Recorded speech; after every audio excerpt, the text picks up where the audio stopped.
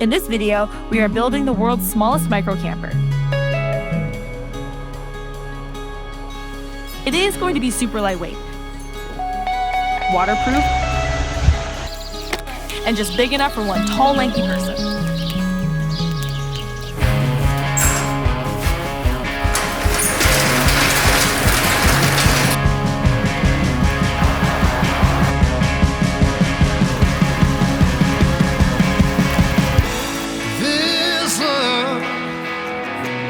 Getting kind of dangerous.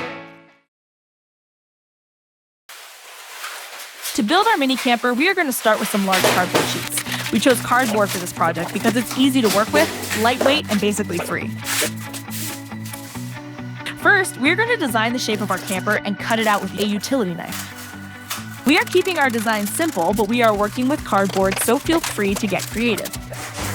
We will repeat this step so you have two identical pieces. These will be used for the sidewalls of the camper. To add some strength to our walls, as well as making them waterproof, we are going to be using a technique called poor man's fiberglass. For this, you will first need some type of cotton cloth. We are using an old bed sheet. Next, you will need some wood glue. The brand we are using is called Tight Bond 2. When mixed with the cotton sheet, it will create a hard, durable surface. We are going to cover our cardboard sheet with the wood glue using a roller or your finger to spread it around. Take your time and make sure that all areas are covered, especially around the edges. Once it's covered, we are going to lay our cotton sheet over top of the glue. We want to try to avoid wrinkles by laying it flat, but not pull the sheet too tight that the fibers will be stretched.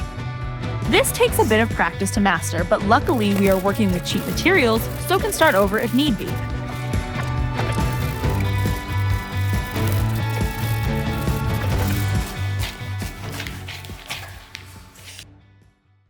While the sides are drying, we are going to get to work on our base frame. We are using some 1x2-inch boards that we had laying around the garage.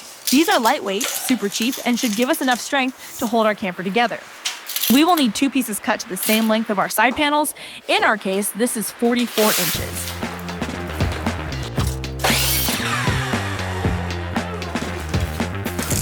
We will also need 6 more cut to be used for our cross members.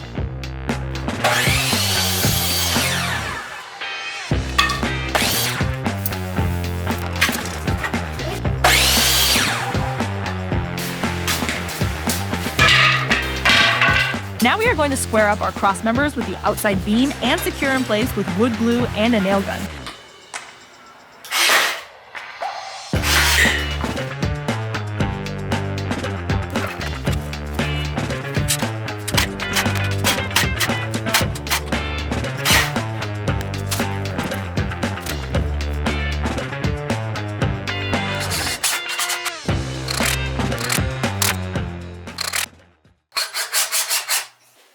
Next, we are moving on to our subfloor. This is pretty much the same as the walls. Cut your cardboard and cover with PMF.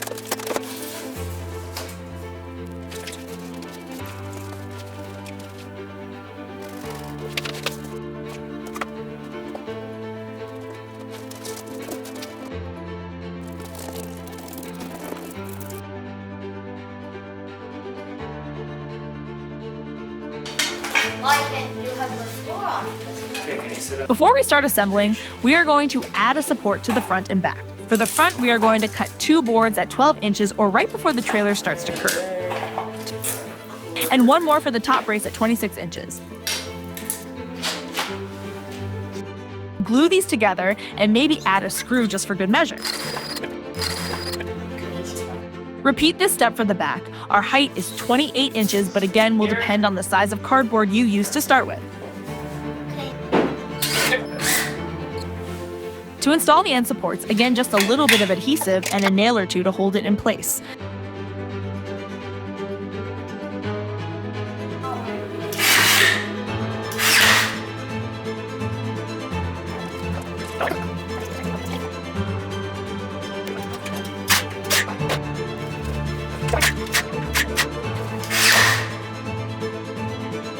Now it's time to secure our side panels to our frame using construction adhesive and some nails. The nails aren't really necessary, but they will help the panel from popping off while the adhesive dries.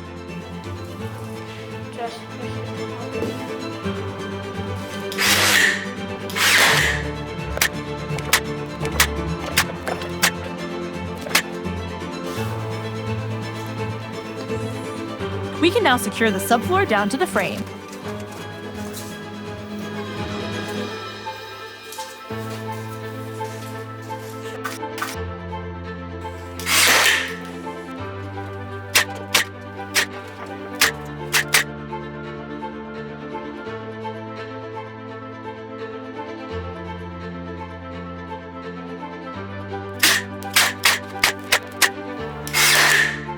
Our roof is going to be made out of cardboard as well, so we are going to cut 4 more boards at 26 inches to support our roof, which should also help hold the entire structure together without adding much weight. We are going to place one at the top of the bend of the roof and the other 3 evenly across the top. Fasten these in place with some adhesive and screws. Just be careful not to push the screws through the cardboard too far.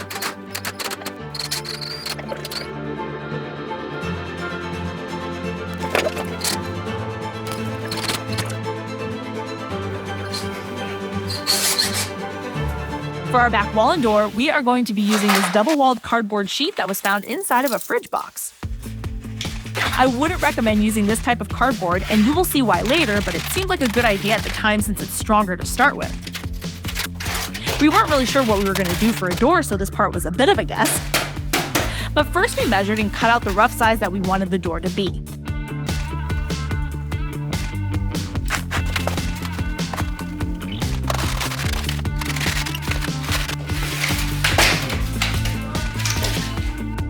Our door frame is now ready for some fiberglass on the outside and interior paint on the inside.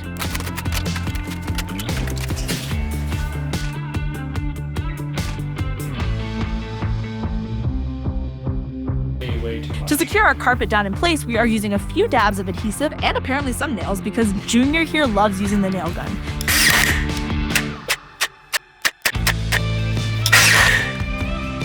Now we're ready for the roof. For this, you will want one large, sturdy piece of cardboard.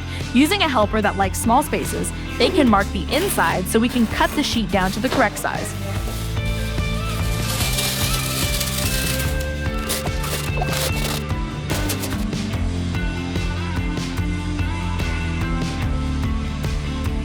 Time to install the roof. The hardest part of this is getting the sheet to stay in place and also not bending the cardboard as any creases will show up later. A staple gun would work great, but since we only have a nail gun, we are going to try to angle the nails so they hold the roof in place while the adhesive dries.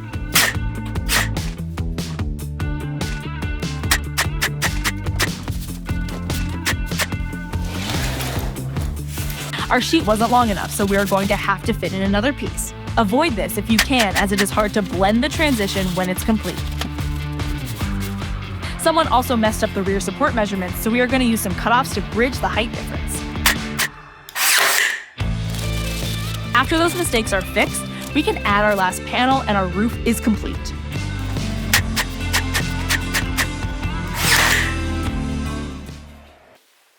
To ensure this camper is waterproof, we are going to add some silicone to any gaps, cracks, or holes. Spend some time and make sure all the spots are filled, as this will be the last defense to keep water out.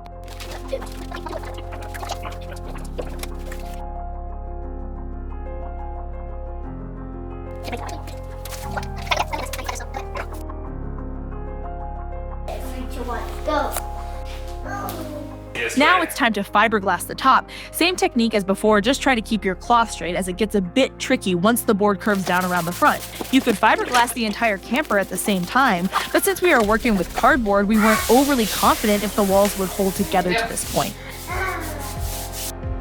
After the top has dried, we are going to trim away the excess.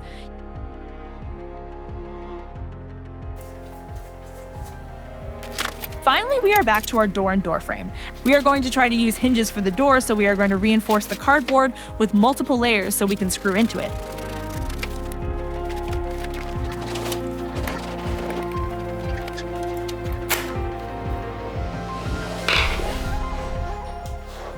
As mentioned before, this double-walled cardboard doesn't work great. The actual outer layers are weaker than normal cardboard, so the weight of the glue warps the shape of the frame, and it also dents fairly easily. You can see the board bend and the creases it creates even after the fiberglass, so again, avoid double-walled cardboard. Using a couple pieces of cloth, we can fiberglass the remaining corners to tie this camper together. This video was way longer than I thought it was going to be, so if you are still watching, that's pretty neat. We are now ready to move on to the next step. Using exterior paint, we are going to paint the entire outside. You must use exterior paint as this is what will make the fiberglass waterproof.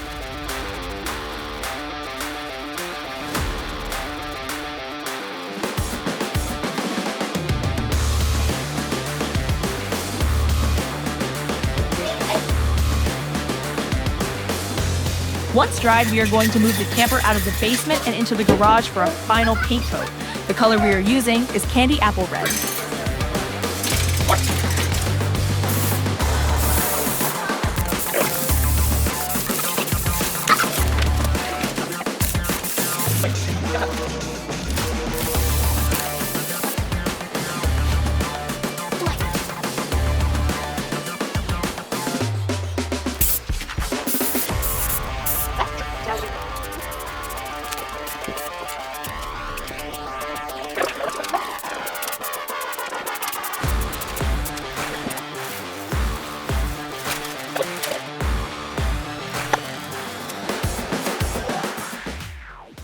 Next, we are on to adding our windows. We had some leftover acrylic from another project that will work perfect.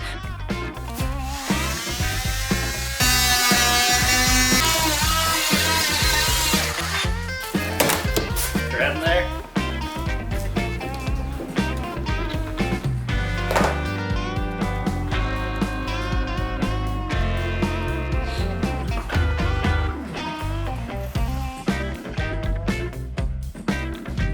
Honey, baby, meet me just one last.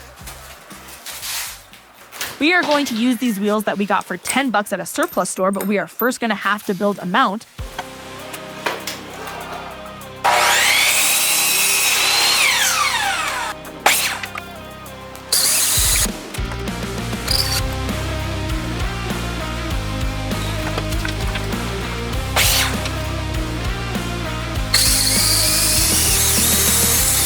We aren't exactly sure what we are doing here, and I'm sure there is likely an easier way to do this, but it works, so hey.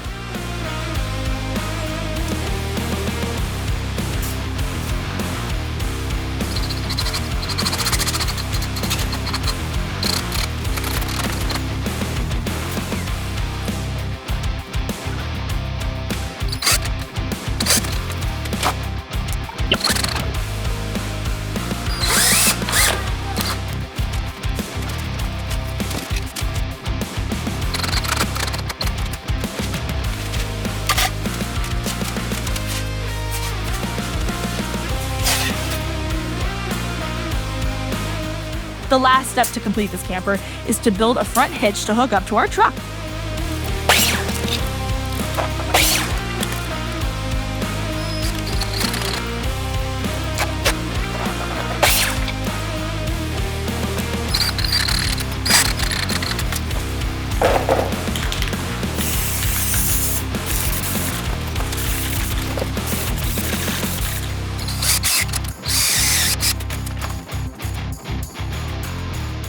Securing this to our camper is a bit of a challenge as we only have 2 small contact points on the frame to screw into.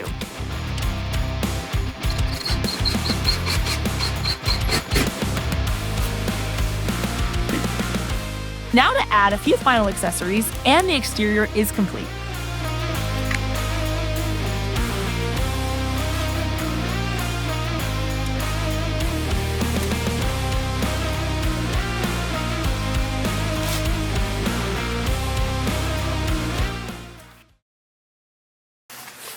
Now it's time to load up and hit the road.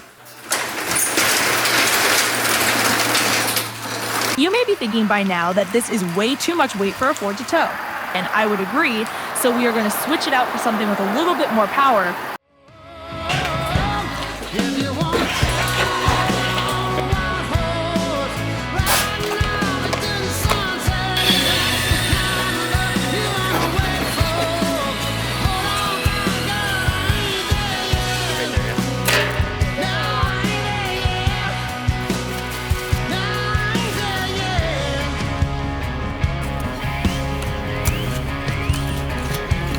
White horse.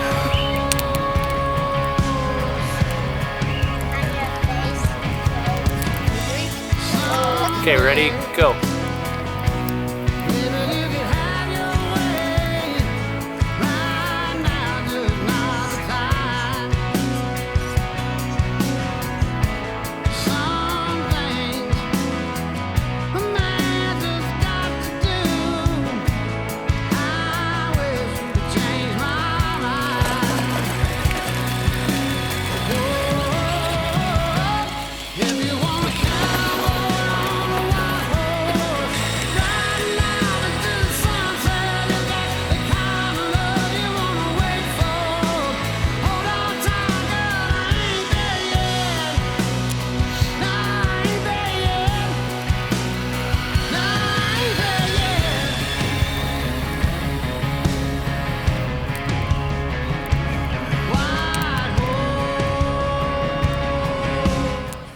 Daddy, Yeah. it looks like we're just out in the wilderness.